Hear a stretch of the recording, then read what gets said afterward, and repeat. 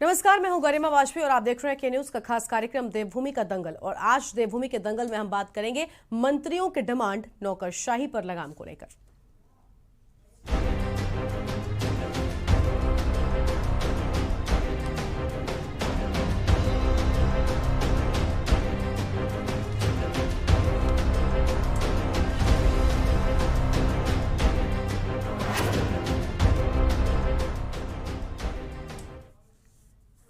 उत्तराखंड विधानसभा चुनाव में भाजपा की 2/3 बहुमत से बनी सरकार में दूसरी सरकार में अफसरों की मनमानी से निदान के लिए मंत्रियों की ओर से एसीआर लिखने का अधिकार देने की मांग लगातार उठाई जा रही है। सबसे पहले कैबिनेट मंत्री सतपाल महाराज की ओर से मुख्यमंत्री को अवगत करवाया गया और उसके बाद इस बात पर मुख्यमंत्री पुष्कर सिंह धामी की भी मंजूरी मिल गई और अब मुख्यमंत्री ने मुख्य सचिव को इस दिशा में एक कमेटी गठित कर जिन राज्यों में एसीआर लिखने का अधिकार मंत्रियों पर है उन राज्यों का गहनता से अध्ययन करने के आदेश दिए हैं। तो वहीं मुख्यमंत्री पुष्कर सिंह धामी का एसीआर को लेकर कहना है कि ऐसा करने से कहीं ना कहीं अफसरों की मनमानी पर रोक लगेगी और अधिकारियों और सरकार में एक समन्वय बनेगा।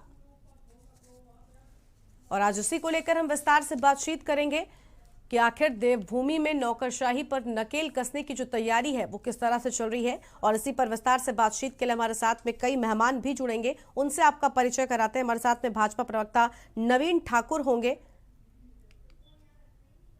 और साथ ही साथ कांग्रेस के वरिष्ठ प्रवक्ता मथुरा दत्त जोशी जी होंगे। डीके पाल जी हमारे साथ में जुड़ेंगे, आम आदमी पार्टी के प्रवक्ता हैं। और वरिष्ठ यूकेडी नेता पीसी थपलियाल जी हमारे साथ में जुड़ेंगे। तो वरिष्ठ पत्रकार नरेंद्र सेठी भी इसी पर अधिक बातचीत के लिए हमारे साथ में जुड़ेंगे और इसी को लेकर हम विस्तार से आज बातचीत करेंगे। तो देखिए, लगातार हमने देखा दूसरे कार्यकाल के शुरू होते ही नौकरशाही पर लगाम लगाने की बात यहां पर शुरू हो गई है। सबसे पहले सतपाल महाराज ने पहली कैबिनेट की बैठक में ही इसको उठाया। हालांकि उस वक्त पुष्कर सिंह धामी ने इस पर विचार किया जाएगा कहकर सभी को शांत कराया था। लेकिन क्या अब सवाल ये उठ रहा है कि क्या मंत्रियों को ज्यादा अधिकार मिलेंगे, क्योंकि अब तक का ये रिकॉर्ड रहा है कि नौकरशाही को लेकर सरकारों और मंत्रियों के बीच में कहीं ना कहीं अनबन जो है वो लगातार बनी रहती थी। नौकरशाही से निपटना एक बड़ी समस्या होती थी और अब इसको लेकर कई मंत्री जो है वो सामने आ चुके हैं। सतपाल महाराज की ओर से सबसे पहले इस बात को उठाया गया, उसके बाद कई और मंत्री भी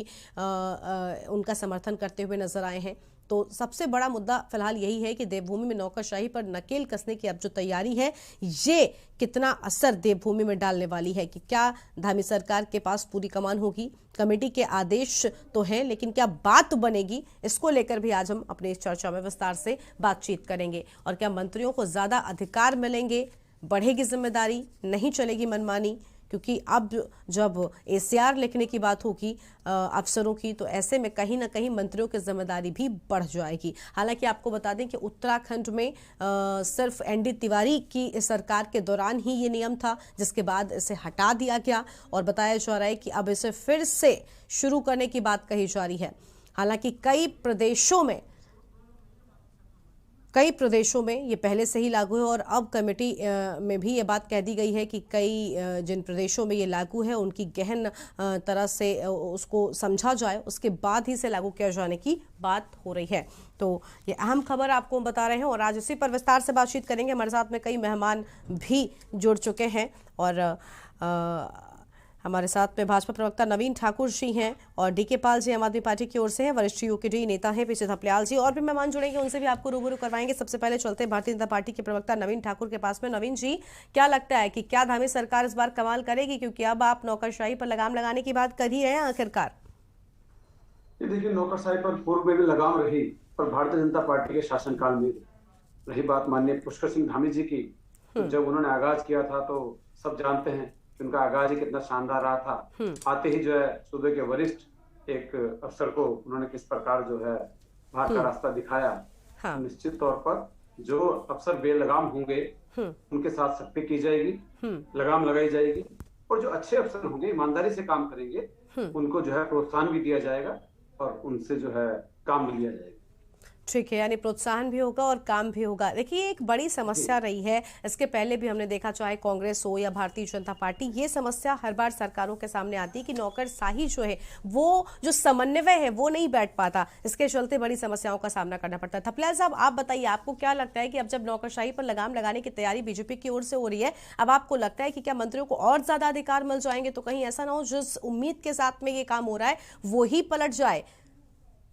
देखिए, एक बात स्पष्ट रूप से समझना चाहिए कि जो आईएएस अधिकारी होते हैं, ये संविधान के 311 के मुताबिक ऑटोनोमस, इनको ऑटोनॉमी मिली रहती है और इनको कोई भी जैसे मंत्री वगैरह इनकी एचआर नहीं लिख सकते।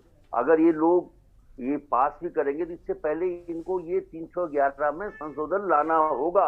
अगर इसमें संशोधन नहीं लाएंगे तो ये इसको अप्लाई नहीं कर सकते, क्योंकि आजकल वैसे ब्यूरोक्रेसी विधायिका से डरने और भयभीत होने तो लगी है, लेकिन उत्तराखंड छोटे राज्य में इनको एक कुछ भी नहीं कर पाएंगे।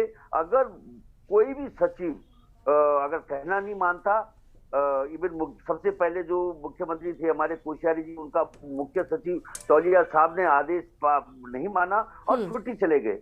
तो अभी भी इनको ये समझना चाहिए कि आईएएस को बहुत बड़े अधिकार है इस देश के संविधान में, लेकिन कौन इनकी गारंटी देगा विधायिका की कि ये ईमानदारी से उनको नियंत्रण करना चाहते हैं?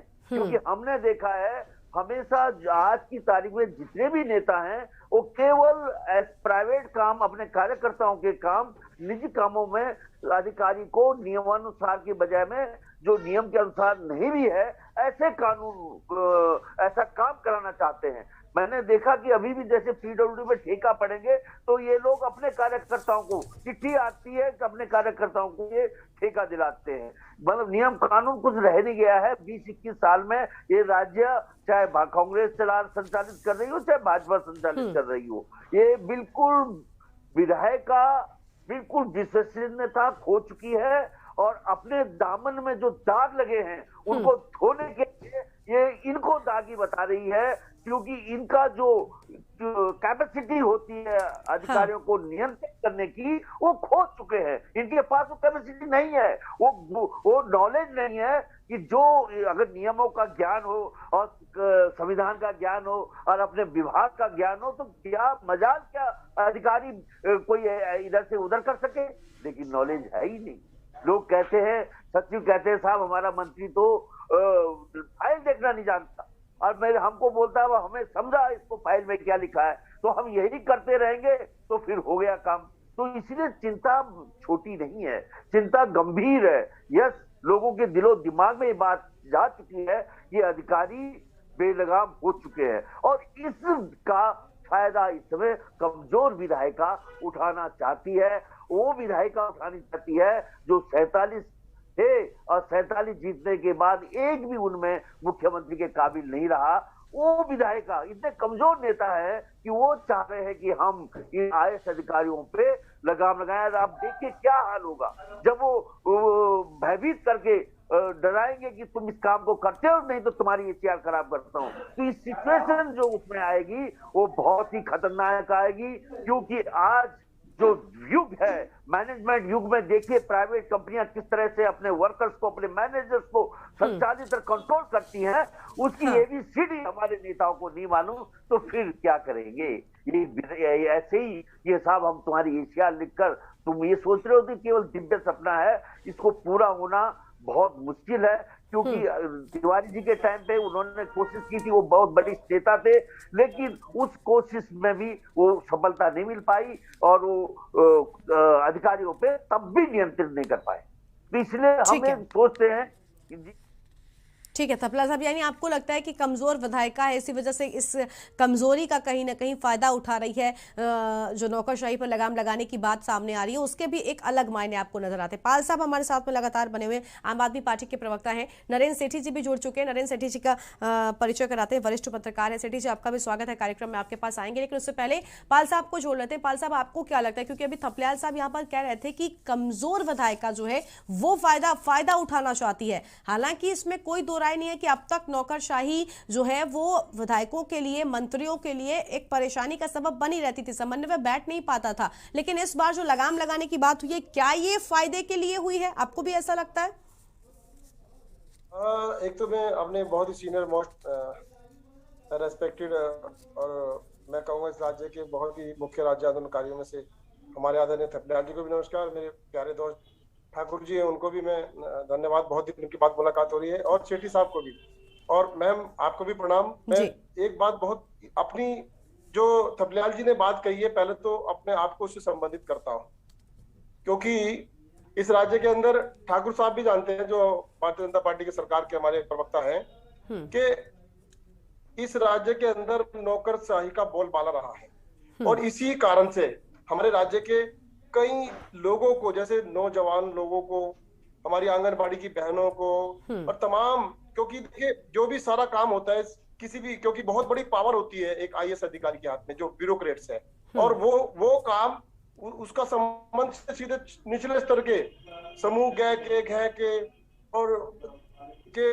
जो उनसे भी बड़ा संबंधित होता है, क्योंकि जो भी काम, जो भी योजना आती है वो निश्चित रूप से जो छोटे कर्मचारी है हमारे, उनको वो फलीभूत करने का काम करते हैं, और उन्हीं की सारी मांगे भी होती हैं। तो मैं समझता हूँ कि इस राज्य के अंदर हमारे जो ब्यूरोक्रेट्स का जो ताना बाना रहा है वो बहुत ज्यादा इगोइस्टिक रहा है, और बहुत ज्यादा उसमें बहुत फ्लेक्सिबिलिटी नहीं रही, और उससे राज्य के नौजवानों को, महिलाओं को और तमाम को नुकसान हुआ है। रही बात आज की धामी जी की, धामी जी एक नवनिर्वाचित, मैं मुख्यमंत्री तो क्या कहूंगा, हाँ ये जरूर कहूंगा कि विधायक दल के नेता के रूप में मुख्यमंत्री की शपथ ली है, 6 महीने बाद उनका चुनाव होना है, पर उम्मीद कर सकते हैं धामी जी से, क्योंकि अभी उनको बहुत कम समय मिला था, खाली घोषणाएं वो कर पाए थे। आज जो उनको काम करने का अवसर मिला है, यदि अभी भी वो घोषणाओं में लगे रहे, यदि अभी भी वो जो अधिकारी है उनके साथ में प्यार मोहब्बत से चाय कॉफी और केवल वहीं तक ही सीमित रही बात, काम कराने के लिए अपने डंडे का इस्तेमाल नहीं किया, क्योंकि किसी भी राज्य का काम तभी पूरा हो पाता है जब राज्य का मुखिया डंडा लेकर के बैठ जाता है। किस तरह से बैठ जाता है? जैसे दिल्ली में, जैसे पंजाब में, एग्जाम्पल के रूप में मैं कह रहा हूँ, बुरा मानने की आवश्यकता नहीं है किसी को भी, लेकिन अगर आम जनता का काम करना है, जिसने आपको सर माथे पर बैठाया है, 44 विधायक आपको दिए हैं, तो मुख्यमंत्री की जिम्मेदारी हो जाती है, मुखिया की जिम्मेदारी हो जाती है कि कोई भी हो, चाहे उसका मंत्री हो, चाहे विधायक हो, अगर विधायक की भी अपनी विधायक निधि 3.25 करोड़ जो मिलती है, अगर वो पूरी नहीं मिलती तो मुख्यमंत्री की जिम्मेदारी हो जाती, पूरी मिलती है और वो नहीं लगाई जाती जनता के बीच में, तो भी मुख्यमंत्री की जिम्मेदारी हो जाती है। और यदि कोई अधिकारी काम नहीं कर रहा है आम जनमानस का, यानी जो राज्य की जनता है, यानी अभिभावक है, आज की डेट में सबसे बड़ी समस्या जो होने जा रही है डीएम के सामने, वो ये होने जा रही है कि स्कूलों पे, प्राइवेट स्कूलों पे कैसे लगाम लगाएगा, कैसे जो फीस बढ़ाने का काम ये लोग कर रहे हैं, कैसे उनको लगाम लगाएंगे, कैसे प्रशासन को टाइट करेंगे, ये काम सारा का सारा मुख्यमंत्री जी का है, कोई ये विभागीय मंत्री का नहीं है, सीधे मुख्यमंत्री जी का मामला है। क्या मुख्य लगाने का काम करेंगे, डीएम करने का काम करेंगे, ये बहुत कुछ निर्भर करता है 1 महीना 2 महीनों में।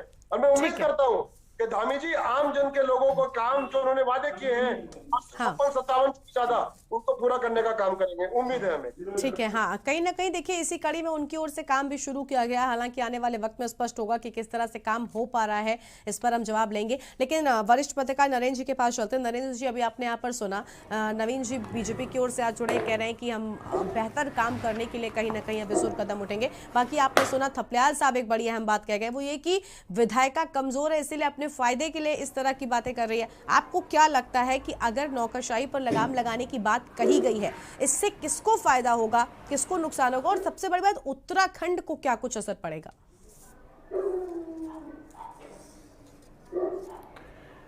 देखिए गरिमा, मैं दोनों चीजें अलग मानता हूं। नौकरशाही पे लगाम लगाना, ये जो शब्द है या वाक्य है, मैं इससे सहमत नहीं हूं। और क्योंकि जो मंत्री और विधायक का जो कार्य है, वो जन भावनाओं को नौकरशाहों तक पहुंचाना है कि हमारी जनता ये चाहती है, इस तरीके से आप यहाँ की कार्य योजना, यहाँ का आप पूरा प्रारूप तैयार कीजिए, ऐसा खाका बनाइए जिससे कि हमारी जनता को ये लगे कि ये जनता की सरकार है जी। और नौकरशाही में दखलंदाजी करना मुझे नहीं लगता कि मंत्रियों का बहुत ज्यादा काम होना चाहिए। हाँ। अगर विधायक और मंत्री ईमानदारी से जनता के प्रति जवाबदेही हैं तो मुझे नहीं लगता कि जो नौकरशाह हैं, कोई आईएएस आईपीएस है, हाँ। वो बेलगाम हो सकता है। और देखिए पूरा शासन जो है ब्यूरोक्रेसी ने चलाना है और ये कतई नहीं हो सकता कि अगर मंत्री ना चाहे और उसके बेलगाम हो अगर ब्यूरोक्रेट कोई, तो ऐसा संभव नहीं है। ये मंत्री की निष्क्रियता कहलाएगी या मंत्री की उस उदासीनता कहलाएगी उस क्षेत्र के प्रति। हाँ। इस देश के उदाहरण रहे हैं। हमारे पैनल में बड़े प्रबुद्ध थपलियाल साहब, पाल साहब और ठाकुर साहब बैठे हैं, तो ये सब जानते हैं कि बाबू जगजीवन राम इस देश के मंत्री रहे हैं और बहुत बड़े जन समुदाय के नेता रहे हैं। हाँ। तो उनकी, अगर हम ये कहें कि उनकी शिक्षा, या हमारे राष्ट्रपति रहे हैं ज्ञानी जैल सिंह, उनकी शिक्षा कहीं किसी आईएएस के समतुल्य नहीं थी, लेकिन उन्होंने बहुत अच्छा शासन करके दिखाया और उन्होंने एक बहुत अच्छी नजीर प्रस्तुत करी कि जन भावनाओं की सरकार कैसे हो सकती है। तो ये कहीं ना कहीं हमारे नेताओं का भी इसमें जरूर दोष है, उनकी कमी है, उनकी खामी है। हाँ, ये जरूर है कि हम ये कहें कि दोनों वाक्यों में अंतर है। नौकरशाह बेलगाम नहीं होनी चाहिए, लेकिन हाँ। हमने नौकरशाह पे लगाम लगानी है, ये शब्द उचित नहीं है, क्योंकि वो आईएएस आईपीएस हैं, उन्होंने भी बिल्कुल उनके अपने अधिकार हैं और उनके अपने जो कार्यक्षेत्र के अधिकार हैं उनको मिलने चाहिए। बिल्कुल। हाँ। बिल्कुल। नवीन जी, आप बताइए, क्योंकि अब जब ये बात कही गई है, सबसे पहले सतपाल महाराज की पहली कैबिनेट की बैठक में उनकी ओर से ये बात कह दी गई कि नौकरशाही पर लगाम, क्योंकि नौकरशाही से कहीं ना कहीं कोई समन्वय नहीं बैठ पाया, शायद इसी वजह से इस तरह की बात लगातार उठ रही है। और इसके पहले का भी ये रिकॉर्ड रहा है उत्तराखंड का कि कुछ ना कुछ समस्याएं जो हैं वो आती रही हैं। आपको क्या लगता है कि अगर ऐसा हो जाता, इसमें कामयाब हो जाती है भारतीय जनता पार्टी, तो आपको लगता है कि क्या इस बार मंत्रियों के ऊपर और ज्यादा बोझ नहीं होगा, क्योंकि फिर मंत्रियों के सीधे जवाबदेही होगी? नहीं, देखिए, जैसे नरेंद्र सेठी जी भी कह रहे थे कि लगाम या नकेल वाली बात। हाँ। ऐसे मैं कहूंगा कि कामयाब या नाकामयाबी वाली कोई बात नहीं है इसमें कि हाँ। हम अगर सियार लिखने का अधिकार देते हैं तो कामयाब हो गए और नहीं देते तो नाकामयाब हो गए। हमने कहा, पुष्कर सिंह धामी जी ने भी अध्ययन करने की बात कही है कि जो उचित होगा वो किया जाएगा। और अफसरशाही जो है, काम अफसरशाही से किस प्रकार लिया जाए। एक बात मुझे पीसी थपलियाल जी की बहुत अच्छी लगी कि जानकारी होना बहुत जरूरी है। अगर आपके पास जानकारी है, एक उदाहरण 1999 का प्रोफेसर प्रेम कुमार धूमल जो हिमाचल के मुख्यमंत्री थे, मेरे समक्ष था। कांगड़ा में एक डेंटल कॉलेज के लिए कोई फंड की बात थी और वहां के डीसी मुख्यमंत्री के सामने जवाब तलब मुख्यमंत्री जी कर रहे थे, तो डीसी ने कारण गिनाए 2-3 किस कारण जो है देर हुई। माननीय मुख्यमंत्री जी को बहुत ज्यादा उनको जानकारी थी, 3 बार सांसद भी रहे थे। उन्होंने 3 चीजों को गिनाई कि अगर ये कारण था तो ऐसा करना चाहिए था। मुझे याद नहीं, क्योंकि 1999 का वाक्य है, 22-23 साल पुराना। और उसके बाद वो डीसी जवाब नहीं दे पाए। अगर इस प्रकार की जानकारी, इस प्रकार की नॉलेज हमारे नेताओं को होगी, हमारे मंत्रियों को होगी, तो अफसरशाही कैसे बेलगाम होगी? आपके पास अधिकार है, आप काम कराने का तरीका आपके पास होना चाहिए। पुष्कर सिंह धामी ने जब जो है मुख्य सचिव पर तलवार चलाई तो सबने देखा, कोई हमने उसमें किसी का कोई अपमान नहीं हुआ, लेकिन एक मैसेज जरूर दिया गया कि जनता ने जब हमें चुना है तो आपकी सेवा के लिए चुना है और जनता की सेवा करनी पड़ेगी, हमें भी करनी पड़ेगी, अधिकारियों को भी करनी पड़ेगी। बिल्कुल, यानी जनता की सेवा करना आपका सबसे बड़ा जो लक्ष्य है, वो जनता की सेवा करना है, भले ही उसके लिए कोई अहम कदम उठाया जाए। कमेटी तो बन गई है, लेकिन बात बनेगी या नहीं, इसको लेकर हम आगे भी विस्तार से बातचीत करेंगे। फिलहाल एक छोटे से ब्रेक के लिए पर रुक रहे हैं, फौरन हाजिर होंगे।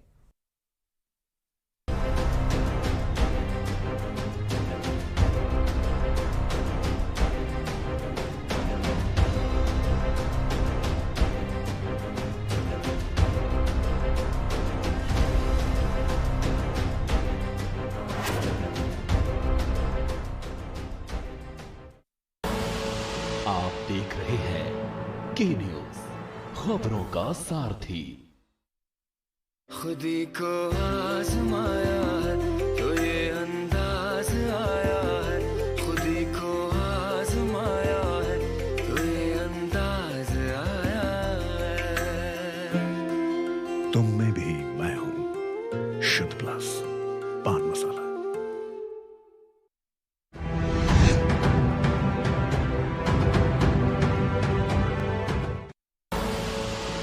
देख रहे हैं के न्यूज, खबरों का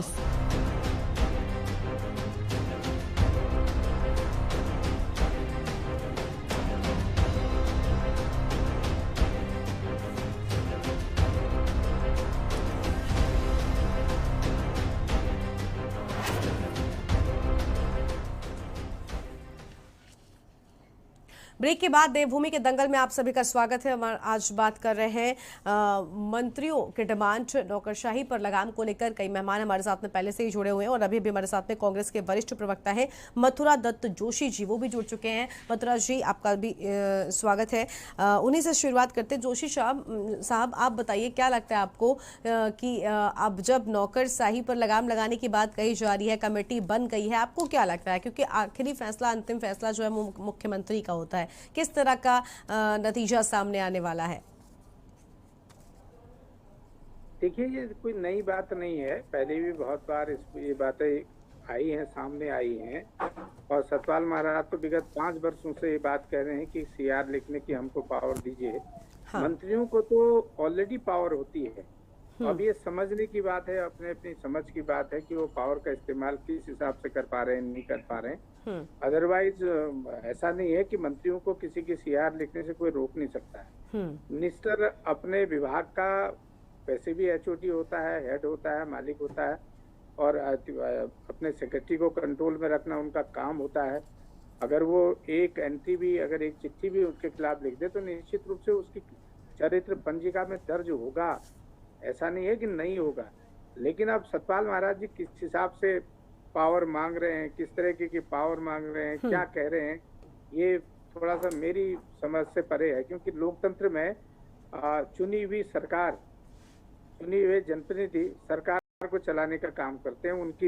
उनके वो पूरी सरकार को चलाना उनका काम है और पॉलिसी बनाना उनका काम है। जो पॉलिसी वो बनाएंगे उसको इम्प्लीमेंट करने का काम ब्यूरोक्रेसी का होता है। और ये मैंने पहली बार सुना कि पहली बार इतने साल के राजनीतिक जीवन में मैं पहली बार भाजपा की सरकार में सुन रहा हूँ कि मंत्रियों क्या उसका अधिकारी नहीं सुन रहा, उसका सेक्रेटरी नहीं सुन रहा। आप अगर चरित्र पंजिका लिखने की पावर आपको मिल भी गई, हाँ। कोई सेक्रेटरी आपकी नहीं सुनेगा, तब आप क्या करेंगे? सस्पेंड आप तब भी नहीं कर पाएंगे। आप केवल उसकी चरित्र पंजिका में उत्तम, आप उसमें अच्छा या अति उत्तम, ये 2-3 एंट्री जो करनी होती है चरित्र पंजिका में, यही आप करेंगे, बाकी तो आप पे कुछ नहीं है। लेकिन अब किस हिसाब से ये सरकार को चलाएंगे, किस हिसाब से मंत्रियों का जो रोना देख रहा हूँ, एक मंत्री ने कहा, दूसरे ने कहा सतपाल महाराज ठीक करें, हमको मिलनी चाहिए। निश्चित रूप से था, सेठी साहब बैठे हुए, इन लोगों को पुराना अनुभव होगा। जिला पंचायत का अध्यक्ष तक सीडीओ की सीआर लिखता था, कलेक्टर उसका सेक्रेटरी होता था, एक जवान 74 से पहले। बाद में ठीक है, थोड़ा सा लोकतंत्र का भी ह्रास हुआ है और ब्यूरोक्रेसी में भी बदलाव आया है और जैसा चाहा वैसा ब्यूरोक्रेसी ने किया है। लेकिन ठीक है, अगर ऐसा करके भी अगर इस प्रदेश की ब्यूरोक्रेसी अगर लगाम लगता है, कंट्रोल में आती है, तो निश्चित रूप से मैं कहूँगा कि ये होना चाहिए और मुख्यमंत्री को कहना चाहिए कि हाँ, सीआर लिखने का अधिकार हम मंत्रियों को दे रहे हैं, ताकि मंत्रियों को भी आत्मसंतुष्टि हो सके और अधिकारियों में भी थोड़ा एक डर और भय का वातावरण रहे कि अगर हम उनकी नाफरमानी करेंगे या नहीं बात मानेंगे तो हमारे खिलाफ भी कुछ न कुछ हो सकता है, बात हो सकती है। लेकिन मैं समझता हूं कि सार्वजनिक बहस लोकतांत्रिक व्यवस्था में होना, मैं थोड़ा सा उसको उचित नहीं समझता हूँ। हाँ। क्योंकि लोकतंत्र में जनता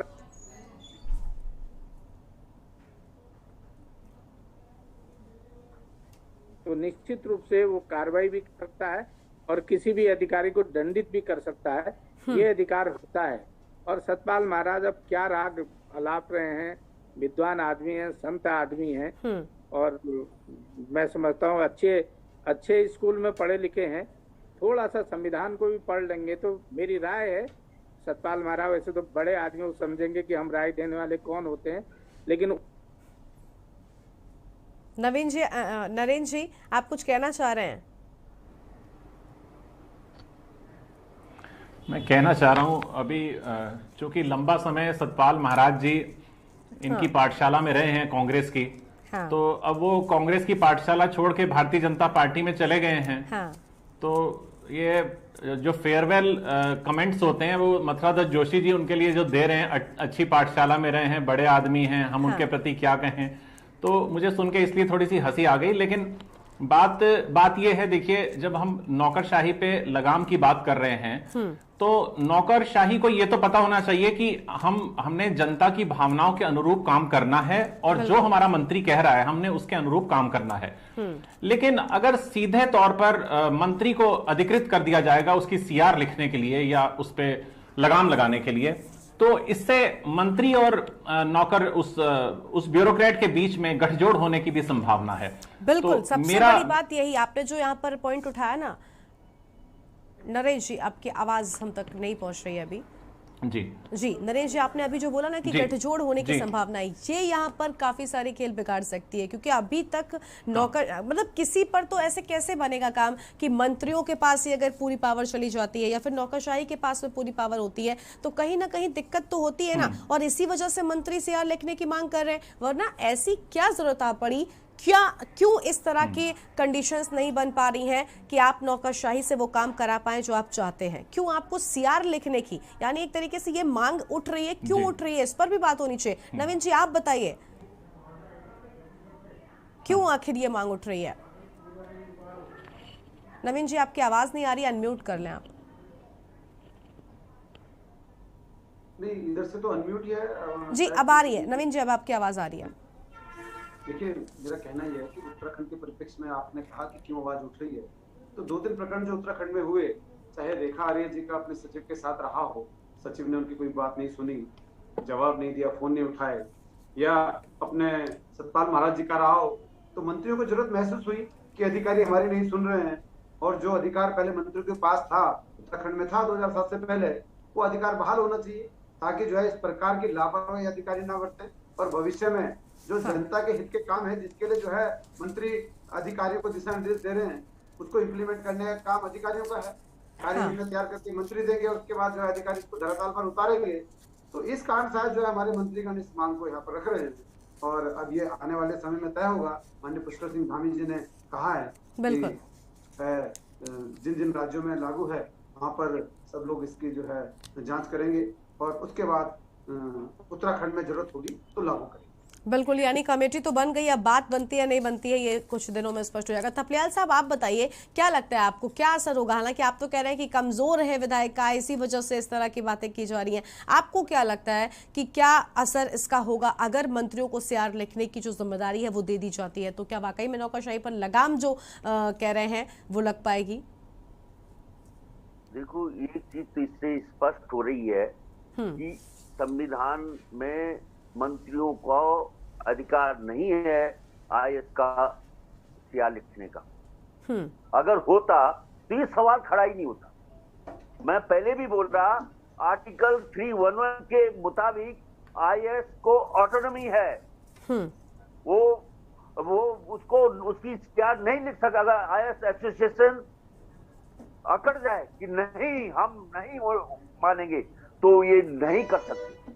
अभी जो है स्थिति ये यूपी में हो चुका है। ये चीज यूपी में आईएएस एसोसिएशन इतनी मजबूत रही कि उन्होंने कहा कि हमारी सीआर, देखिए मुख्यमंत्री के अधीन है हमारे सारे मंत्री, अगर उनको कोई समस्या हो रही है तो मुख्यमंत्री से शिकायत करेंगे।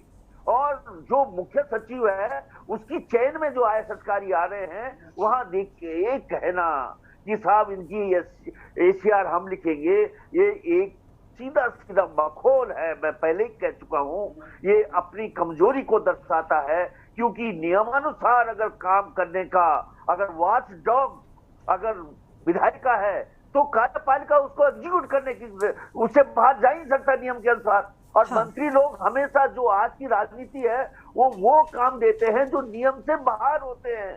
ये बड़ी समस्या आ गई है। तो इस चीज में ये मुख्यमंत्री को सोचना है कि वो इस राज्य को किस तरह से संचालित करना चाह रहे, बिकॉज जिम्मा उनके सिर पे है, मुकुट उनके सिर पे है, और 311 का संशोधन करने, यानी आपको लगता है कि इसका कहीं ना कहीं जो है वो फायदा उठाया जाएगा मंत्रियों की ओर से और ज्यादा समस्याएं आ खड़ी होंगी, बहुत बड़ी समस्या हो जाएगी।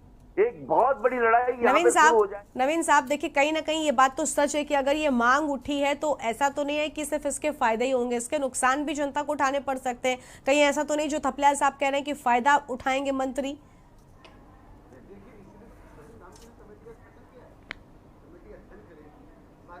विचार करेगी, उसके बाद हम निर्णय लेंगे। एकदम तो मंत्रियों के आग्रह पर या उनके निवेदन पर मुख्यमंत्री ने फैसला नहीं ले लिया कि मुख्यमंत्री जी को जो है सब मंत्रियों ने जो भी आग्रह किया उस पर तुरंत फैसला नहीं लिया मुख्यमंत्री। लेकिन अब जब कमेटी बन गई है तो कहीं ना कहीं ऐसा तो लग रहा है ना कि वापस हो भी सकता है। मान लेते हैं कि अगर हो गया तब की बात पर हम आपसे जवाब ले लेते हैं। नहीं, देखो जब होगा तब बात करेंगे। अभी तो वर्तमान में कमेटी का गठन हुआ है और वो अपना अध्ययन कर ले, उसके बाद जो निर्णय होगा फिर उस विषय पर उस दिन बात करेंगे। ठीक है, यानी अभी आप रुकना चाहते हैं। थपलियाल साहब आप सुन रहे हैं, नवीन जी अभी कह रहे हैं कि थोड़े दिन रुक जाते हैं, पहले कंफर्म तो हो जाने दीजिए। ठीक है, कमेटी बन गई, नरेंद्र जी से इसका जवाब लेंगे, वो वरिष्ठ पत्रकार है, वो बेहतर समझते हैं। नरेंद्र जी आप बताइए, क्या लगता है कहीं ऐसा तो नहीं है कि इसका जो अभी थपलियाल साहब कह रहे थे कि फायदा उठाया जा सकता है? क्योंकि सबसे बड़ी बात देखिए, असर सबसे ज्यादा राज्य पर ही पड़ने वाला है। देखिए गरिमा, जो बात अभी नवीन ठाकुर जी ने कही वो 100% सही है कि जो अल्टीमेटली जवाबदेही है, अगर नौकरशाह की मुख्यमंत्री बैठे हैं तो क्या मंत्रियों को अपने मुख्यमंत्री पर भरोसा नहीं है? अगर उनकी बात कहीं नहीं सुनी जाती तो उनको सिर्फ एक फोन करके व्हाट्सएप पे एक मैसेज ही तो देना है कि इस मंत्री को ये कहा, उसने इसका अनुपालन नहीं किया। तो सीआर तो क्या उसको उस पद से भी हटाया जा सकता है। अब देखिए, अभी एक हाल ही में एक नौकरशाह की पत्नी ने एक डॉक्टर को तबादले के लिए अल्मोड़ा के लिए यहां पे कह दिया और उसके बाद बड़ा बवाल हुआ। तो उसका संज्ञान लिया है, मुख्यमंत्री ने संज्ञान लिया उसका भी। तो ऐसा नहीं है, लेकिन अगर ऐसा कहा जाए कि ये जो 10 मंत्री बनाए जाएं और सबको अधिकार भी दे दिए जाएं, तो वो बात थपलियाल जी की भी बात से सहमत हूं मैं और ठाकुर साहब की भी, कि फिर एक नया हम मोर्चा और खोल देंगे और उस मोर्चे में फिर वो एक विवादों को और जन्म दे देंगे। तो उससे बेहतर है कि कार्य के ऊपर फोकस करें, क्योंकि सीधा सीधा संविधान में एक वर्णित है कि नौकरशाही का काम जो है वो कार्यों का उसका क्रियान्वित कराना है, इंप्लीमेंटेशन है, और जो नेता का काम है वो जन भावनाओं के अनुरूप योजनाओं को बनाकर प्रस्तुत करना है और सदन में रखना है। जो बन के आती हैं योजनाएं उनको किस तरीके से लागू करना है, ये पहले से ही वर्णित है। ये नहीं आजादी के बाद से ही हम पूरा इसको देखते आ रहे हैं। और कहीं पे भी अगर ऐसा ही होता तो चुनाव के बाद ये अपने सदस्य मनोनीत करके शासन न चला लेते, तो इसकी जरूरत ही क्या है फिर यहाँ पे सचिवालय की। तो ये दोनों चीजें अपनी जगह, इनका अपना महत्व है, दोनों का अपना अपना इंपॉर्टेंस है। उसमें किसी भी तरीके के टकराव की स्थिति नहीं होनी चाहिए। जो जिसका दायरा है उस दायरे में रहते हुए वो कार्य करें और नौकरशाही जो है वो मंत्रालय का सम्मान करे और मंत्रालय जिस प्रकार के निर्देश निर्गत करें उसका नौकरशाही उसका पालन करे। बिल्कुल बिल्कुल, देखिए आप जो कह रहे हैं ये बिल्कुल ठीक बात है, लेकिन अगर इस तरह की मांग उठ रही है, कोई किसी पर दबाव बनाना चाहता है, किसी तरह का सीआर लिखने की बात सामने है, तो इससे कहीं ना कहीं अधिकारियों पर भी तो ये होगा ना कि सीआर में किस तरह की बातें लिख दी जाए। तो इसकी कोई वजह तो है, आज इसी वजह को लेकर विस्तार से बातचीत करें। और क्या मंत्रियों को और ज्यादा अधिकार मिल जाएंगे इसके बाद? इसका जवाब हम जोशी जी से लेंगे, लेकिन उससे पहले एक छोटे सा ब्रेक के लिए यहाँ पर रुक रहे हैं। कहीं मच जाएगा देवभूमि के दंगल में हम आगे भी विस्तार से बातचीत करेंगे। एक छोटा सा ब्रेक, जल्द लौटेंगे। आप देख रहे हैं के न्यूज, खबरों का सारथी। जुबान के लिए उड़ चला गैरों की ज़मीं पर, खुशबू अपने पन की ढूंढता। दूर कितना भी जा, इस जुबान से दूर ना जा पाओगे। विमल, बोलो जुबान केसरी। करें अपने जीवन को कृतार्थ, सुने श्रीमद् भागवत कथा रोज प्रातः 6 बजे मेरे साथ सिर्फ के न्यूज इंडिया पर।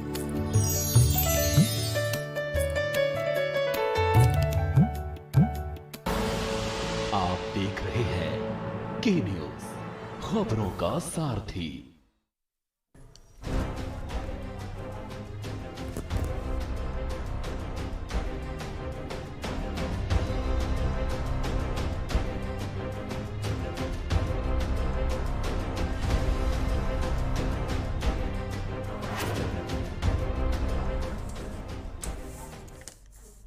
ब्रेक के बाद देवभूमि के दंगल में आप सभी का स्वागत है। आज हम लगातार बात कर रहे हैं मंत्रियों के डिमांड नौकरशाही पर लगाम को लेकर। कई मेहमान हमारे साथ में लगातार बने हुए। जोशी जी के पास चलते, कांग्रेस पार्टी से हमारे साथ में आज जुड़े हुए। जोशी जी, आपको क्या लगता है कि ये जो डिमांड उठ रही है और अगर लगाम लग जाती तो क्या मंत्रियों के पास और ज्यादा अधिकार हो जाएंगे, और आपको क्या लगता है कि इसका क्या असर होगा? देखिए गरिमा जी, ऐसी मैंने पहले भी कहा ना, कोई ऐसी लगाम लगाने की आवश्यकता अधिकारी पे पड़नी नहीं चाहिए। अगर एक सशक्त प्रशासक बैठता है, बिल्कुल, या लोकतंत्र में चुनी हुई सरकार अगर बहुमत की सरकार होती है, पूर्ण बहुमत की सरकार होती है, हाँ, और सरकार का मुखिया एक सशक्त प्रशासक होता है, तो मैं समझता हूँ कि इसमें बहुत ज्यादा आवश्यकता नहीं पड़ती है। अभी सेठी जी ने कहा कि पॉलिसी बनाने का काम है चुने हुए जनप्रतिनिधियों का, सरकार का, कैबिनेट का काम है पॉलिसी बनाने का। हाँ। जो मंत्रिपरिषद होती है वो पॉलिसी बनाती है, उसको इम्प्लीमेंट करने का काम है आपकी विधायक कार्यपालिका का। जो नौकरशाही होती है उनका काम है, चीफ सेक्रेटरी का काम है, वो अपने नीचे के लोगों से सरकार की नीतियों का अंतिम छोर तक उसका प्रचार प्रसार करे, उसका क्रियान्वयन करे, ये काम होता है। और ये एक नई बहस सतपाल महाराज जी ने छेड़ी है, और ये आज से नहीं, पहले से पिछली सरकार में भी कहा। त्रिवेंद्र सिंह जी के समय में भी जब वो चीफ मिनिस्टर थे, तब भी सतपाल महाराज ने कहा कि हमें चरित्र पंजिका लिखने का अधिकार होना चाहिए। भाई, आप चरित्र पंजिका लिख लोगे, आप क्या कर लोगे? मैंने कहा ना, आप उसमें अति उत्तम 3 खाने हैं उसमें। थपलियाल जी ने भी हो सकता है फौज में रहे हैं, इन्होंने चरित्र पंजिकाएं भरी होंगी, देखा होगा। 3 अति उत्तम, उत्तम और अच्छा, इनमें आपने वर्गीकृत करना है। उत्कृष्ट लिख सकते हो ज्यादा, और उसके अलावा आप किसी को निकाल तो सकते नहीं है। और अगर अपने आप में नेता का अगर चरित्र अपने आप में ठीक होगा, तो मैं समझता हूँ कि अधिकारी अपने आप कंट्रोल में रहते हैं, उनको ज्यादा बहुत कंट्रोल करने की वो नहीं पड़ती, मशक्कत नहीं करनी पड़ती है। फिर जोशी साहब, फिर आखिर समस्या कहाँ पर है? क्यों आखिर इस तरह का मुद्दा लगातार उठ रहा है? पहली ही कैबिनेट की बैठक में सतपाल महाराज आखिर ये बात क्यों उठाते हैं? इसकी भी तो कोई ना कोई वजह जरूर होगी ना। नहीं, अब ये कमजोर प्रशासक की है सबसे बड़ी कमी। तो कमजोर प्रशासक जो होगा, हाँ, वो कहेगा इस बात के लिए। नवीन साहब, आप जवाब दीजिए इसका। क्या ये वजह आपको लगती है? आपकी क्या वजह है? क्यों आखिर ये मुद्दा उठाया जा रहा है? कुछ बातों से मैं जैसे थपलियाल जी के सहमत था कि जानकारी होना जरूरी है, लेकिन एक बात से सहमत नहीं था कि कमजोर विधायिका। ऐसे ही मैं मतलब जोशी जी की बात से सहमत नहीं हूँ कि कमजोर प्रशासन। अगर कमजोर प्रशासन होता तो पुष्कर सिंह धामी जी ने पहले ही ओवर में जो छक्का मारा था, आते ही जो है एक अफसर के खिलाफ, बड़े अफसर के खिलाफ, मुख्य अफसर के खिलाफ जो शिकायतें मिल रही थी और आक्रोश था, तो उनको बाहर का रास्ता दिखाया। तो प्रशासन या हमारे विधायक या हमारे मंत्री कमजोर नहीं है, लेकिन एक बात है, जो है डिमांड है मंत्रियों की और उस पर बहस चल रही है, लेकिन इसका मतलब ये नहीं हो कमजोर। नहीं, मंत्री भी तो आपकी सत्ता सरकार के है ना। आपको क्या लगता है क्यों आखिर मंत्रियों की ओर से इस तरह की डिमांड उठ रही है? अगर नहीं है तो ठीक है, कोई बात नहीं, क्यों उठाई जा रही है? हम सिर्फ ये जानना चाहते हैं। क्योंकि इसके जो दूसरे कारण बता रहे हैं बाकी के लोग, वो कह रहे हैं कि आपके मंत्री कमजोर हैं, फायदा इसका उठाया जा सकता है, और ज्यादा पावर मंत्रियों को मिल जाएगी। तो आप भी अपना पक्ष रखिए कि आखिर क्यों इस तरह की मांग उठ रही है? विपक्ष है, विपक्ष का काम आरोप लगाना है। हाँ, वो हमें कमजोर बोल सकते हैं, लेकिन जनता ने हमें ताकत दी है। विपक्ष के कमजोर बोलने से हम कमजोर नहीं हो। ठीक है, आप कमजोर नहीं, आप कह रहे हैं आप कमजोर नहीं, आप कहेंगे आप कमजोर नहीं, अपनी पार्टी का पक्ष रखना कोई गलत बात नहीं है, लेकिन मैं वो वजह जानना चाहती हूँ कि आखिर क्यों मंत्रियों की ओर से बात लगातार उठाई जा रही है। मैंने गरिमा जी पूर्व में भी बताया, हाँ, कि रेखा जी के साथ प्रकरण हुआ, अधिकारियों ने बात नहीं सुनी। हाँ, सतपाल महाराज जी के साथ प्रकरण हुआ, नहीं बात सुनी। तो इसलिए उनको लगता है कि ताकत हमारे हाथ में थी ताकि अधिकारियों में भय डर रहे, पर एक संतुलन बना रहे। अगर संतुलन नहीं होगा, अधिकारी नहीं सुनेंगे, बिल्कुल, और एचओडी होता है मंत्री अपने विभाग का। हाँ, नरेंद्र जी के पास आ रहे हैं, नरेंद्र जी के पास तौर पर जो है मंत्री के पास ये ताकत होती तो वो अफसर शायद सुनते। मंत्री को ये लगा, उन्होंने मांग मुख्यमंत्री से की, मुख्यमंत्री ने भी एकदम से उनकी मांग को नहीं माना, उन्होंने भी कमिट किया। नहीं, लेकिन आखिरकार नवीन जी, कम से कम आपने एक्सेप्ट कर लिया ना कि एक पावर उनके पास भी हो, क्योंकि उतनी देर से आप अलग शब्दों में अपनी बात को कह रहे थे, अब आखिरकार आपने कम से कम ये माना है। ठीक है, नरेंद्र जी, आप कुछ कह रहे थे। मैं नवीन जी की बात ही को थोड़ा आगे बढ़ाना चाह रहा था गरिमा जी। हाँ। मतलब जो नवीन जी ने बात कही है, हालांकि वो चाहकर भी नवीन जी उस बात को नहीं कह पाएंगे। हाँ। और लेकिन मैं नवीन जी को इतनी अच्छी तरीके से जानता हूं, इतने संजीदा इंसान है, इनका दिल क्या कह रहा है वो बहुत बखूबी जानता हूं मैं। जी जी। ऐसा है कि सतपाल महाराज चौबट्टा खाल से चुनाव तो जीत गए, हाँ। और मंत्री भी बन गए, लेकिन शुरू से उनकी जो हसरत थी वो मुख्यमंत्री की कुर्सी पर थी। और जब पुष्कर धामी जब चुनाव हारे तो उसके बाद उन्होंने सोचा कि ये तो मेरे लिए फसल बहुत लहरा गई इस बार तो, हाँ। अब तो सीधा सा वो एकदम सीधा वहीं चलेंगे और सिर्फ मेरे नाम के आगे माननीय मुख्यमंत्री लिखना रह गया है। अब जब उनका थोड़ा ये धक्का लगा इस बात का कि पुष्कर सिंह धामी ही मुख्यमंत्री होंगे और वो उनके कैबिनेट मंत्री होंगे, तो उन्होंने कहा इसके साथ साथ में एक मांग ये भी कर ली जाए कि हमें अधिकार दे दिए जाएं अफसरों की सीआर लिखने के। अब इससे कम से कम लगाम लगी रहेगी और उनका रुतबा भी बरकरार रहेगा। और सतपाल महाराज एक पहले एक आध्यात्मिक गुरु होने के बाद राजनीति में आए, लेकिन हाँ। उनकी हसरतें तो बड़ी हैं ही हैं। ये तो भारतीय जनता पार्टी को भी मानना पड़ेगा और कांग्रेस को भी मानना पड़ेगा कि वो जन समुदाय के साथ तो जुड़े ही हैं, लेकिन उनका एक अपना भी कुनबा है।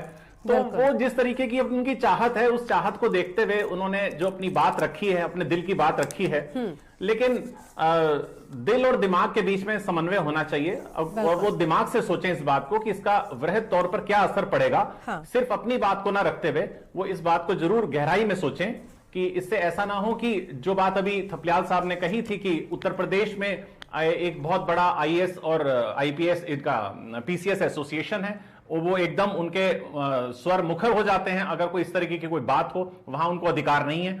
तो हम क्यों नई परिपाटी को ऐसा जन्म दें जिससे कि यहां एक बहुत अच्छा जो शांत वातावरण है यहाँ के सचिवालय में और यहाँ के पूरी नौकरशाही में, उसको बेवजह हम उसको बिगाड़ के रख दें। तो इसलिए बहुत सोच समझ से और विवेक से काम लेना चाहिए। और सतपाल महाराज जी को भी अपने दिमाग पर अपना दिल ना हावी होने दें, वो दिमाग से काम लें। ठीक है। लेकिन नरेंद्र जी एक जवाब आपसे और चाहूंगी, क्योंकि आज नवीन जी जितना बोल रहे हैं, जितना मैं समझ पा रही हूँ, मुझे लगता है कि अभी उन्होंने कहा कि अभी हमें थोड़ा सा रुक जाना चाहिए, इस पर ज्यादा मैं जवाब तब दूंगा जब कभी ये बात पूरी तरह से हो जाएगी, जब ये पावर मंत्रियों को मिल जाएगी। क्या लगता है कि कमेटी भले बन गई है, लेकिन क्या बात बनेगी, क्या वाकई में ये लागू हो पाएगा? क्योंकि बात उठाना अलग बात होती है और उस पर पूरी तरह से मोहर लग जाना एक अलग बात है। देखिए नवीन जी, मैंने पहले ही कहा, नवीन जी की अपनी एक बाध्यता है, उनका एक दायरा है, वो सत्ता दल के प्रवक्ता हैं। तो आपने गरिमा कभी भी ऐसा नहीं सुना होगा कि कोई गाना जिसका संगीत लक्ष्मीकांत प्यारेलाल ने दिया और गाया भी लक्ष्मीकांत प्यारेलाल ने हो, उसको गाया तो मोहम्मद रफी नहीं होगा या उसको किशोर कुमार ने। तो जो नवीन जी का कहना है वो अपनी जगह जायज है। हमको नौकरशाही पे लगाम लगाने के लिए ये नहीं कि हम अपनी सीमाएं लांघ जाएं और इससे एक नई हम विवाद को जन्म दे दें। उत्तराखंड में पहले ही उत्तराखंड बहुत सारे विवादों से जूझ रहा है, तो इससे बेहतर होगा कि मुख्यमंत्री के पास तो अधिकार निहित हैं ही हैं, और अगर कोई ऐसी बात होती है तो हर कैबिनेट मंत्री का, चूंकि उनकी संस्तुति पर ही सारे मंत्री बने हैं और सबके साथ अच्छा तारतम्य है, और एक बार अगर कोई बात कहेंगे तो उस बात को थोड़ी मुख्यमंत्री मना कर देंगे। और नौकरशाह को एक इशारा होता है कि मुख्यमंत्री अपने किसी भी कैबिनेट मंत्री की बात को नकारा नहीं करते, तो इस तरीके से नौकरशाही भी काबू में रहेगी। जी बिल्कुल, यानी नौकरशाही को काबू में रखने के और भी तरीके, लेकिन लगातार फिर भी ये बात मानी जा रही है। थपलियाल साहब आप बताइए, अभी आपने सुना नरेंद्र सेठी जी यहाँ पर सतपाल महाराज को लेकर कुछ अहम बातें कह गए कि उनका भी एक जो व्यक्तिगत आकांक्षाएं हम कह सकते हैं, जो उनकी इच्छाएं हैं, उसको लेकर कहीं ना कहीं ये बात जो है वो उठाई गई। आपको क्या लगता है कि क्या ऐसा ठीक है, ये सही है? क्या राय है इस पर आपकी? देखिए, माननीय मुख्यमंत्री जी ने ये सही कदम लिया कि जो एक कमेटी सम्मान दिया उन्होंने सतपाल महाराज जी के इस सजेशन को, उन्होंने इसलिए उन्होंने कमेटी गठित की। जैसे कि कल पंकज पांडे जी ने एक डॉक्टर से मिसबिहेव किया और उसको बहुत ही शानदार ढंग से माननीय मुख्यमंत्री जी ने हल किया। उस डॉक्टर मतलब बहुत ही, और तब उन्होंने उसके ऊपर भी कमेटी बिठा दी। लेकिन मैं एक स्पष्ट रूप से हम सबको एक चीज समझनी चाहिए कि अगर हम लोकतंत्र के 4 स्तंभ को मानते हैं और 4 स्तंभ में अगर एक स्तंभ विधायिका सब जगह नियंत्रण करना चाहेगी तो लोकतंत्र नहीं जिंदा रहेगा। लोकतंत्र तभी जिंदा रहता है जब चार स्तंभ अपने अपने तरह से अपने अपनी जिम्मेदारी के साथ काम करते हैं, विधायिका अपना काम करती है, कार्यपालिका अपना काम करती है, न्यायपालिका अपनी काम करती है। कल ये न्यायपालिका में बोलने लग जाएंगे कि हमें अधिकार दो इनको, इसका मतलब कहीं ना कहीं ये हिटलरी माइंड काम कर रहा है, जो ये बोल रहे हैं कि हमें कार्यपालिका पे नियंत्रण दो। कल ये वैसे भी पत्रकारिता पे किस तरह से नियंत्रण हो चुका है हमारे देश में, हम सब जानते हैं कि क्या एक गोदी मीडिया नाम की चीज निकल के आई, वो भी चिंतनीय विषय है। इसलिए अगर देश के लोकतंत्र को बचाना है तो चार स्तंभ को हमें मजबूती देनी पड़ेगी और उनको जिम्मेदारी देते हुए सब सम्मान, उनको ऑटोनॉमी देनी पड़ेगी। और वैसे भी आईएएस अधिकारियों को सब आर्टिकल 311 के तहत ऑटोनॉमी है, उनको ऐसे कोई नहीं हिला सकता। बहुत मजबूत पक्ष होता है आईएएस अफसर का। मैं मतलब बड़े उनको हैंडल करने के लिए आपको केवल और केवल एक नॉलेज की पावर है जो उनको नियंत्रित कर सकती है कि you know better than him, otherwise you can not control him. Because जैसे फाइल है, फाइल देखो, फाइल की कमियां निकालो, और अगर वो गलत काम करता है तो उसको कटघरे में खड़ा करने से कौन रोक रहा है तुम्हें? एशिया लिखना जरूरी है। कोई भी व्यक्ति, आज हम हैं, आज सारे देश के लोग, सारी संस्थाएं संविधान से नियंत्रित हैं, सब लोग। आज हमारा कोई एशिया लिख रहा है, लेकिन अगर हम गलत काम करेंगे कल जेल के अंदर होंगे। इसलिए निश्चित रूप से संविधान को मानो और संविधान के मुताबिक काम करते हुए अपनी जिम्मेदारी को समझो, और यही लोकतंत्र है। लोकतंत्र के चार स्तंभों को अलग अलग काम करते हुए करना पड़ेगा। उनके ऊपर हमारा जो हमारा कार्यपालिका विधायिका है, उसके ऊपर हमारी मुख्यमंत्री जी है। मुख्यमंत्री एक कार्यपालिका के भी अंग है। वैसे तो मंत्री जी भी कार्यपालिका के अंग बन जाते हैं जब वो मंत्री पद हासिल करते हैं, लेकिन सर्वोच्च रूप से मुख्यमंत्री के पास पूरी पावर है, मुख्य सचिव के पास पूरी पावर है। ये मंत्रियों का एशिया लिखना एक मतलब, ये मैं बोलता हूँ कमेटी कभी भी रिकमेंड नहीं करेगी कि यस ये होना चाहिए। ये मैं पहले ही एडवांस में बोल रहा हूँ। ठीक है, यानी आपको लगता है कि कमेटी भले बन गई लेकिन बात नहीं बनने वाली है इसको लेकर। ठीक है, बिल्कुल कुछ ही दिनों में ये स्पष्ट हो जाएगा और क्या पावर अधिक मिलेगी मंत्रियों को, क्या नौकरशाही पर लगाम लगेगी, इसको लेकर विस्तार से बातचीत करें। फिलहाल एक छोटे से ब्रेक के लिए आप रुक रहे हैं, फौरन हाजिर होंगे।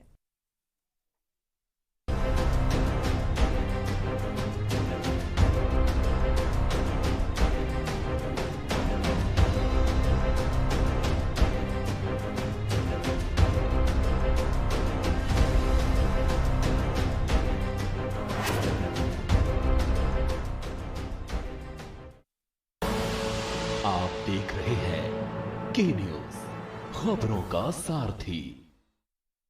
खुदी को आजमाया है तो ये अंदाज आया है, खुदी को आजमाया है तो ये अंदाज आया है।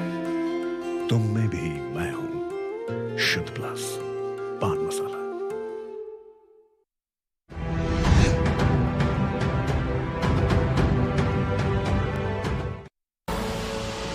देख रहे हैं के न्यूज, खबरों का सारथी।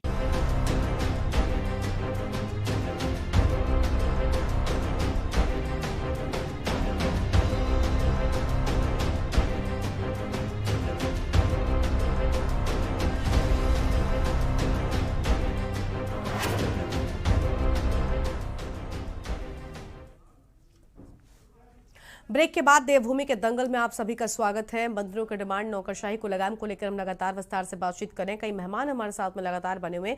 मथुरा दत्त जोशी जी के पास चलते हैं। जोशी जी, आपने सुना यहाँ पर कमेटी भले बन गई, लेकिन आज सबसे अहम बात यह है कि यहाँ पर हर कोई यही कह रहा है कि बात नहीं बन पाएगी। इसको मथुरा दत्त जोशी जिससे हमारा संपर्क नहीं हो पा रहा है, हमारे साथ में फिलहाल वो नहीं है। वरिष्ठ पत्रकार हमारे साथ में है नरेंद्र जी। नरेंद्र जी, आप बताइए आखिर आज ऐसा क्यों है? एक तो जिनकी ओर से कमेटी बनाई गई बीजेपी, वो भी ये कह रही कि लगता है बात पूरी तरह से बनेगी नहीं। भले वो कह नहीं रहे नवीन जी पूरी तरह से, लेकिन ऐसा लग रहा है कि वो भी ये समझ पा रहे हैं कि बात नहीं बनने वाली। और थपलियाल साहब भी आज यही कह रहे हैं। आपको क्या लगता है, बात बनेगी नहीं बनेगी? देखिए, मथुरा दत्त जोशी जी की बात का बयान तो मैंने सुना और उनकी बात से तो ऐसा लग रहा है कि वो किसी तरीके से इस कंक्लूजन पे पहुंच गए हैं कि बात नहीं बनेगी। लेकिन नवीन ठाकुर जी की बात से तो मेरे को नहीं लगा ऐसा कि उन्होंने कहा कि बात नहीं बनेगी। और चूंकि जब उन्होंने रेफर किया है कमेटी को, तो कमेटी जो भी सुझाव, हाँ, तो उसमें जो रिजल्ट आने दें पहले, क्योंकि ये कहना किसी बात को, तो मुझे लगता है कि शायद मुख्यमंत्री जी की जो पहल है और उन्होंने जब इनिशिएट किया है कि एक कमेटी को रेफर किया है, तो शायद हम मुख्यमंत्री जी की राय को भी बाईपास कर रहे हैं। तो ऐसा नहीं, मैं उस चीज पे नहीं टिप्पणी करूंगा, क्योंकि अगर रेफर किया है तो किसी का सर्वमान्य हल निकालने के लिए ही किया है, और उसका हल निकल आता है तो ये दोनों की बेहतरी के लिए है। क्योंकि ऐसा अगर कोई प्रकरण आते हैं सामने, पिछले भी जो प्रकरण आए उनमें नौकरशाहों को बकायदा जो आईएएस थे जो इन्वॉल्व थे, उनको उस तरीके से उनको मैं दंड शब्द भी नहीं कहूंगा, लेकिन एक्शन लिया गया उस पर। हाँ। और इस वाले प्रकरण में भी अगर इस तरीके की बात आती है तो उसमें जरूर सरकार लेगी, संजीदगी से लेगी, इस पे कोई कदम उठाएगी। ऐसा नहीं लगता कि नौकरशाहों का पक्ष लेकर सरकार इस बात को कहेगी कि हमने अपने मंत्रियों का ख्याल नहीं रखना।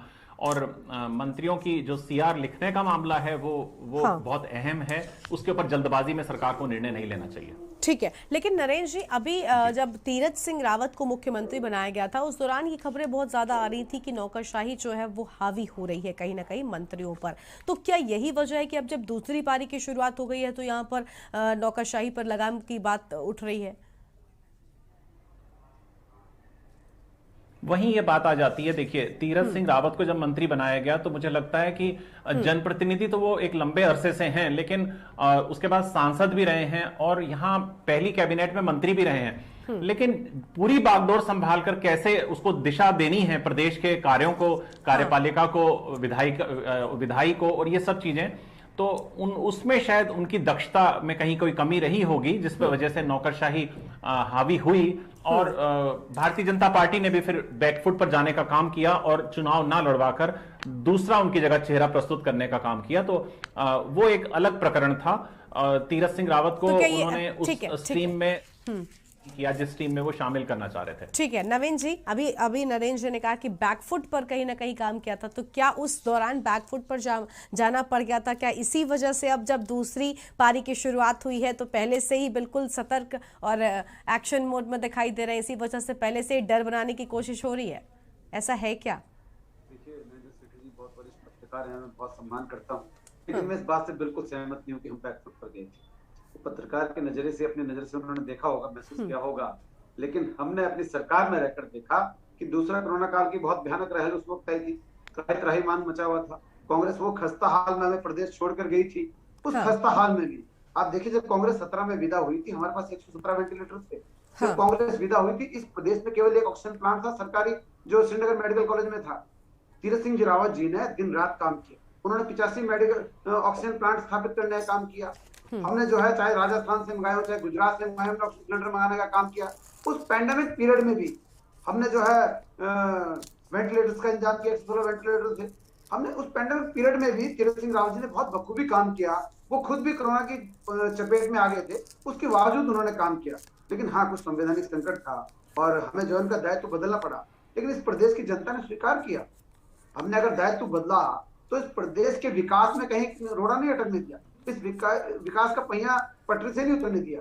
हमने लगातार जो है काम किया, हमारे तीनों मुख्यमंत्रियों ने लगातार काम किया, चाहे तीरथ जी हो, चाहे त्रिवेंद्र जी हो, और चाहे पुष्कर धामी जी। पुष्कर धामी जी जब आए तो उन्होंने शपथ ग्रहण के 3 घंटे के अंदर अंदर कैबिनेट की बैठक की, और किस प्रकार उन्होंने युवाओं के हक में निर्णय लिए, किस प्रकार उन्होंने महिलाओं के हक में निर्णय लिए, उसका ही परिणाम है कि जो मिथक यहाँ प्रदेश में था, एक बार कांग्रेस एक बार भाजपा, उस मिथक को उत्तराखंड की देवतुल्य जनता ने तोड़ा। और 2 बार तोड़ा। लोकसभा चुनाव में भी एक मिथक था, वो भी तोड़ा, और पुनः हमें अपनी सेवा का अवसर दिया। और मैं हर बार बोलता हूँ चुनाव जीतने के बाद कि अब हम अधिक विनम्रता के साथ और अधिक जिम्मेदारी के साथ और अधिक मेहनत के साथ इस प्रदेश की जनता की सेवा में जुट जाएंगे। और 3 वर्ष बाद 2025 में जब उत्तराखंड 25 वर्ष का युवा होगा, हमारा विजन है, हमारा मिशन है, हमारी सोच है कि इस प्रदेश को इसके अग्रणी राज्यों में हम लेकर जाएं, इस प्रदेश के युवाओं के लिए, इस प्रदेश की महिलाओं के लिए और इस प्रदेश के प्रत्येक नागरिक के लिए जो भी संभव होगा हम करेंगे और उन सुविधाओं का, स्वास्थ्य का, चिकित्सा का, शिक्षा का, सब जो है सुविधाएं, पलायन का, जितनी भी समस्याएं हैं उन सबको जो है हम हल करने का काम करेंगे। और हमारे सारे मंत्री मुख्यमंत्री जी के नेतृत्व में इस काम के लिए पूरी शिद्दत के साथ जुट गए। एक मिनट मुझे और दीजिएगा। जी बहुत वरिष्ठ हैं और मैं सम्मान भी करता हूँ वो हमारी पार्टी में हूँ, लेकिन एक चीज जो है, जो उन्होंने बीच में जो है एक चीज थपलियाल जी बोल ही देते हैं विपक्ष के नाते। उन्होंने कहा कि गोदी मीडिया, देखिए अगर नरेंद्र मोदी जी यूक्रेन से 20,000 छात्रों को लेकर आ जाते हैं और मीडिया वो दिखाता है तो गोदी मीडिया होगी। अगर नरेंद्र मोदी जी पाकिस्तान कायराना हमला करके हमारे जो है 44 जवानों को शहीद कर देता है और घर में घुस के मारते हैं तो क्या मीडिया दिखा दे तो गोदी हो गया। और नरेंद्र मोदी जी, ये वही नरेंद्र मोदी थे जिसको अमेरिका ने वीजा देने से मना कर दिया था जब गुजरात के व्यवसायियों ने वहां पर एक इवेंट किया और इनको मुख्य अतिथि बुलाया। अमेरिका ने वीजा देने से मना कर दिया। लेकिन इस देश के यशस्वी प्रधानमंत्री ने अपना कद इतना बड़ा किया गरिमा जी कि अमेरिका को बुलाना पड़ा। और मेरा सीना 56 इंच तब हुआ जब आपने देखा कि एयरपोर्ट पर बराक ओबामा अमेरिका का राष्ट्रपति सारे प्रोटोकॉल तोड़कर आया और मेरे देश के प्रधानमंत्री को लेकर गया। और उससे भी बड़ा अजूबा हुआ कि बराक ओबामा गाड़ी चला रहे थे और मेरे देश का प्रधानमंत्री बराबर में बैठा था और मीडिया ने, पूरे विश्व के मीडिया ने दिखाया। तो क्या पूरे विश्व का मीडिया गोदी मीडिया हो गया? नहीं, मैंने थपलियाल साहब ने ये बात कब कही मैं सुन नहीं पाई। मुझे लगता है मैं दूसरे प्रवक्ताओं की बात सुन रही होंगी उस वक्त, वरना ये बात, खैर थपलियाल साहब हमारे साथ अक्सर जुड़ते रहते हैं। मुझे पता है कि उनको पत्रकारों से भी कई बार नाराजगी रहती है और ये बड़े बड़े आरोप भी लगाते रहते हैं। खैर ऐसा कुछ है नहीं। और देखिए हम एक जिम्मेदार चैनल है और हम वही दिखाते हैं जो सच होता है, तो इस वजह से कम इस तरह की बातें आज की इस बहस में हम ना करें। आप सबका बहुत बहुत शुक्रिया हमारे साथ जुड़ने के लिए, आज की इस चर्चा में शामिल होने के लिए। तो देखिए कमेटी के आदेश कमेटी को दे दिए गए हैं कि जिन प्रदेशों में ये लागू है उन पर रिसर्च की जाए और ज्यादा अध्ययन किया जाए ताकि बेहतर तरीके से उसको समझा जा सके। लेकिन क्या बात बनेगी इसको लेकर अभी भी संशय बरकरार है और मंत्रियों की डिमांड है कि नौकरशाही पर लगाम लगाई जाए। कमेटी बना दी गई है, क्या कुछ होगा आने वाले वक्त में स्पष्ट हो जाएगा। आज की इस चर्चा में इतना ही। आप देखते रहिए के न्यूज़ इंडिया। नमस्कार।